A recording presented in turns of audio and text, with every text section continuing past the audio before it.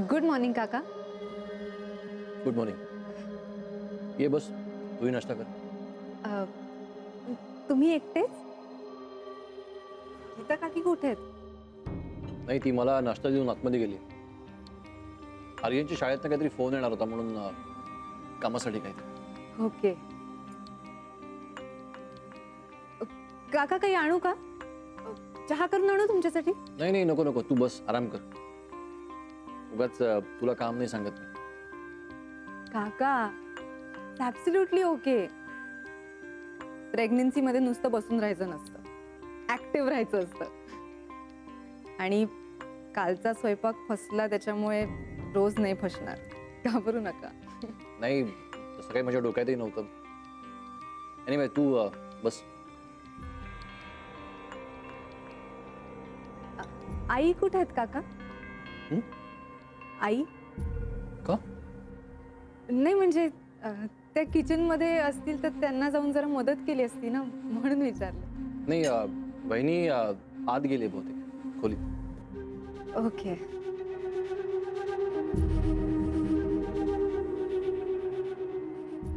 काका काल घरी कोण आलं होतं? म्हणजे कोणी? डॉक्टर? डॉक्टर फडके, त्यांचं काम होतं माझ्याकडे. ओके. तोच विचार करत होते मी. नाही म्हणजे तुमच्या कामाचं असं कधी कोणी घरी आलं नाही ना? असं काही स्पेशल असं आहे का? नाही, त्यांचं वेगळंच काम होतं माझ्याकडे.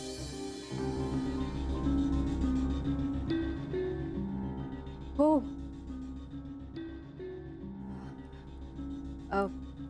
काय काम होतं? नाही म्हणजे सहज विचारलं मी. त्यांचा मुलगा माझ्या क्लासमध्ये, त्याला करिअर गायडन्स द्याल का म्हणून विचारला आले होते. हो, आय सी. आणि काय होतं, क्लासमध्ये बोलता येईलच असं नाही ना, म्हणून म्हटलं की घरीच या, आरामात बोलता येईल. येतील, परत येतील 2-3 वेळा. तुझ्या ओळखीच्या आहेत? माझ्या? छे, अजिबात नाही. नाही म्हणजे अचानक अशी अनोळखी व्यक्ती, कधी न बघितलेली अचानक घरात दिसली ना, म्हणून आउट ऑफ क्युरिओसिटी विचारलं, बाकी काही नाही. ओके, चला मी निघतो, आतमध्ये जातो. म्हणजे गीता मला बोलवायला बाहेर यायच्यात मला आज जाऊ देत.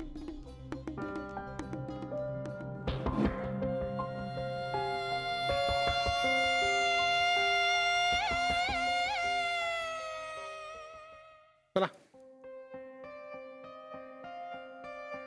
काय कामं संपली? संपली संपली. नाश्ता तयार आहे, सगळं आवरलंय. किचन मध्ये मुद्दामच जात नाही. गीता आहे ना?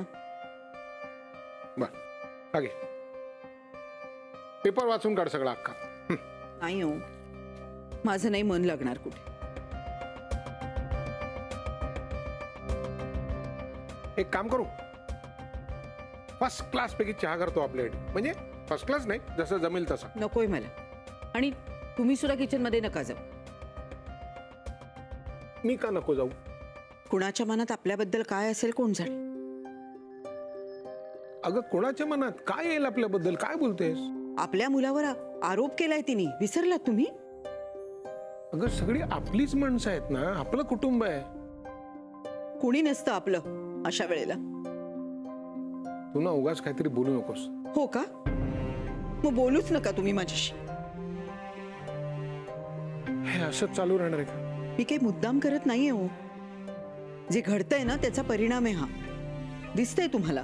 पण असं किती दिवस चालणार? आपल्याला या सगळ्यातनं काहीतरी मार्ग तर काढला पाहिजे ना.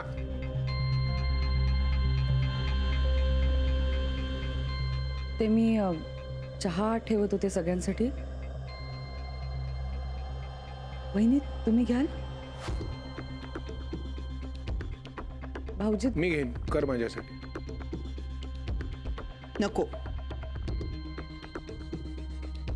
हल्ली तुमचा चहा जास्त होतो, तिला नको सांगा.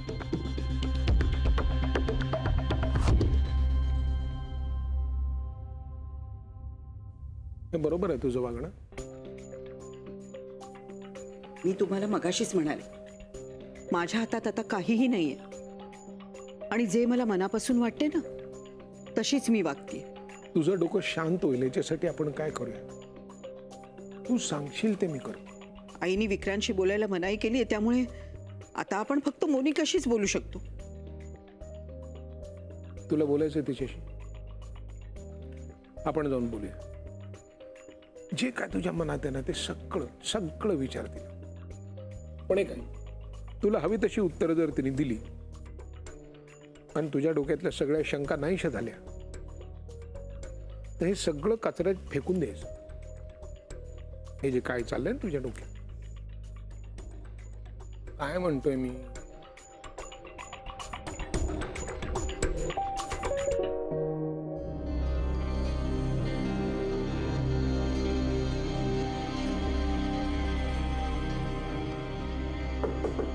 आले.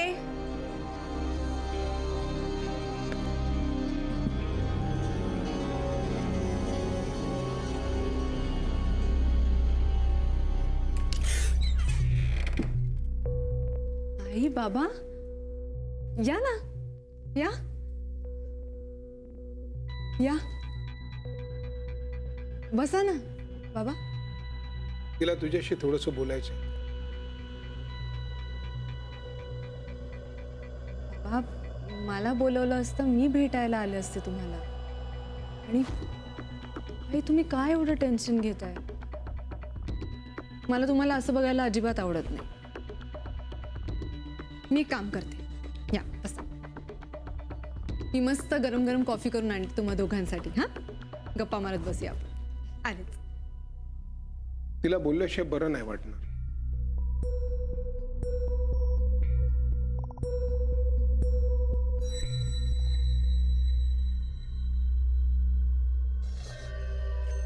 मला माहिती आहे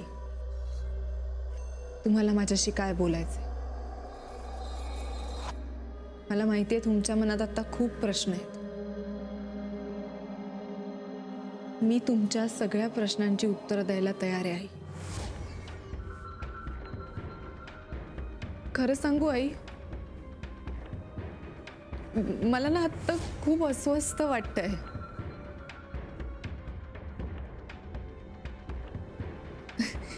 खरं तर प्रेग्नन्सीमध्ये माझी मनस्थिती चांगली असायला हवी, पण गीता काकी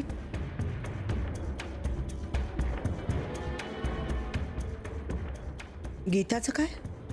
मला काय वाटतं आई, एवढी मोठी गोष्ट मला तुमच्या सगळ्यांपासून लपवून ठेवायची होती. बाबा मी माझा राग, माझा रुसवा तुमच्यापासून लपवू शकले नाही, मग एवढी मोठी गोष्ट मी कशी लपवेन? मला तुला हेच विचारायचं होतं मोनिका, का नाही सांगितलंस मला? अगं तू सगळ्यात आधी मला सांगायला हवं होतंस. आई तेच मी तुम्हाला सांगतेय. मला तुम्हाला सगळं सांगायचं होतं, पण विक्रांतने मला नाही सांगू दिलं. म्हणून मी काहीच बोलले नाही. खरं सांगू आई, गीता काकी असं करतील असं मला स्वप्नातही वाटलं नव्हतं. त्यांनी चांगलाच दणका दिलाय मला. म्हणजे इतके दिवस हे सगळं मनात साचवून ठेवलं होतं ना, त्यांनी खूप त्रास होत होता मला. मला कोणाला तरी सगळं खरं सांगून टाकायचं होतं. याआधी कधी अशी लपवाछपवी केलीच नाही ना मी. मग हळूहळू गीता काकींची गप्पा मारायला लागले, तेव्हा मला वाटलं की त्या समजून घेतील. मला त्या अगदी मैत्रिणीसारख्या वाटायला लागल्या होत्या. तिकडे चुकलं माझं. गीता काकींसमोर मी मनातलं सगळं बोलले, अगदी विश्वासाने. पण हे सगळं असं नको व्हायला हवं होतं असं मला वाटतं. हो मी गीता काकींसमोर मन मोकळं केलं ना, म्हणून त्यांना कळलं की लग्नाच्या दिवशी मी प्रेग्नंट होते. पण आई, हे सगळं त्यांनी शांतपणे विश्वासात घेऊन तुम्हाला सांगायला हवं होतं ना. म्हणजे मला वाटतं त्यांनी असं करायला हवं होतं. बघा, मीही हेच म्हणाले ना तुम्हाला. मलाही अगदी असंच वाटलं होतं. असंच वाटणार आई बाबा, कारण तोच मार्ग योग्य होता. खर तर गीता काकींनी असं अचानक आजींना जाऊन भडकवायची काय गरज होती हो? खरं सांगू आई, मला वाटलं होतं विक्रांतवर गीता काकींचा खूप जीव आहे. पण आता मला या बाबतीत खूप शंका वाटते. आई, ह्या सगळ्यामुळे आपल्या घरावर परिणाम झालाय. बाबा, आपल्या घरातलं वातावरण किती डिस्टर्ब झालंय बघा ना. कोणीच कोणाशी नीट बोलत नाहीये. आई, मला ना हे सगळं बघून नाही बरं वाटत आहे. मला खूप त्रास होतोय. मला खूप वाईट वाटतंय हे सगळं बघून. मोनिका, रडू नकोस, तुला अजून त्रास होईल. त्रास होतोच हो, मला सुद्धा होतोय. अगदी प्रत्येक क्षणी होतोय. निर्मला आत्यांना सुद्धा काय वाटत असेल?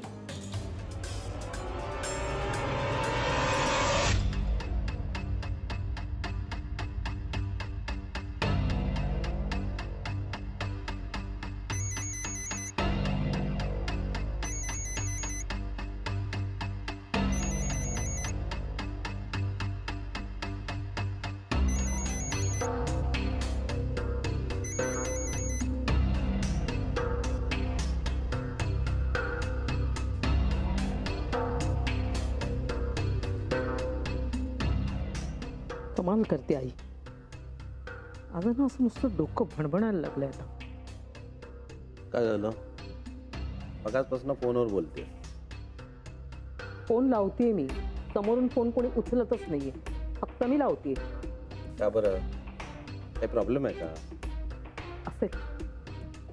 नाही, आता मात्र मला अगदी नक्की वाटते, नक्की काहीतरी प्रॉब्लेम झाले, फक्त मला कळत नाहीये. आणि एखादी निगेटिव्ह गोष्ट पुन्हा पुन्हा घडायला लागली ना, मग तो योगायोग वाटत नाही, ठरवून केलेला प्लॅन वाटतो. हायपर होऊ नकोस. माझी काही मदत लागली तर सांग, मी जरूर करेन. हो, सांगेल. पण आता तरी मला माझं जुनं तंत्र वापरावं लागेल.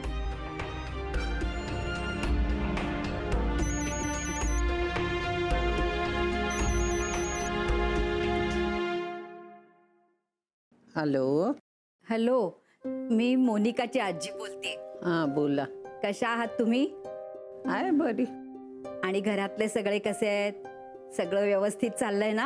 हो हो, एकदम व्यवस्थित. एक आदर्श घर कसं असावं ना, तसं आमचं घर आहे. अगदी हसतं खेळतं. वा वा वा, छान वाटलं हा ऐकून. अगदी. मी फोन अशासाठी केलाय हां, बोला. की नवरात्रीला आमच्याकडे घट बसतात ना, तर मोनिकाला पाठवाल का तेव्हा? ती आली की तिला सांगते मी. हा, आणि आणखीन एक निरोप द्यायचा होता. बोला. अहो, सोनार आणि कान टोचलेले बरे असतात. हां. काय आहे, आमच्या मोनिकाला ना नाचण्याची भारी हौस आहे. त्यात आता नवरात्र, तेव्हा तिला जरा सांगा, या वर्षी नाच बीच काहीही चालणार नाही. अहो, आणि आत्ताच तिने पाय मुरगाळून घेतलाय त्यातनं. ते बघते मी. या वेळेला तसं काही होणार नाही. बरं बरं, ठेवते हा.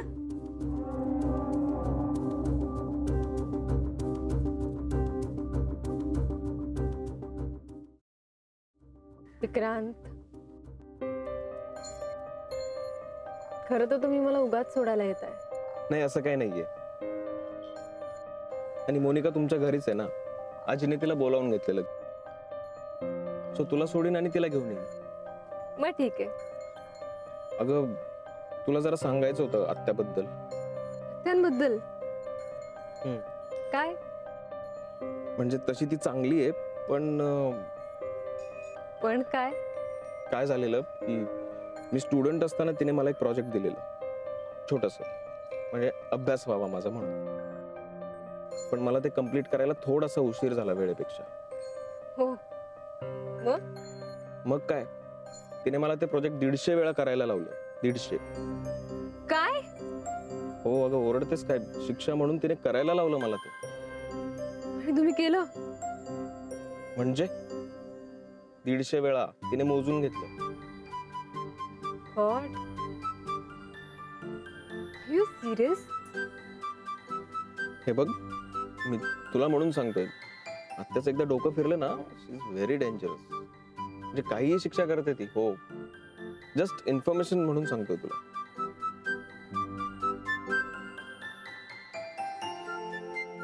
नाही, मला नाही पटत. आत्या असं कसं काहीतरी सांगतील? नाही पटत? ठीक आहे, मी तुला दुसरं उदाहरण देतोय. काय? अरे यार, हा काय बोलत होतो मी? उदाहरण देणार होता तुम्ही. हा आत्ताच. अगं नाही, जाऊ दे, तू टेन्शन घेशील उगाच, जाऊ दे, नको. टेन्शन तर मला ऑलरेडी आलंय. सांगा ना प्लीज. नको ग, जाऊ दे. प्लीज सांगा. अगं तिने आठवडाभर बोलणं बंद केलेलं माझ्याशी. काय? हो, म्हणजे बघायची सुद्धा नाही माझ्याकडे. You saying? डेंजरस आहे ती.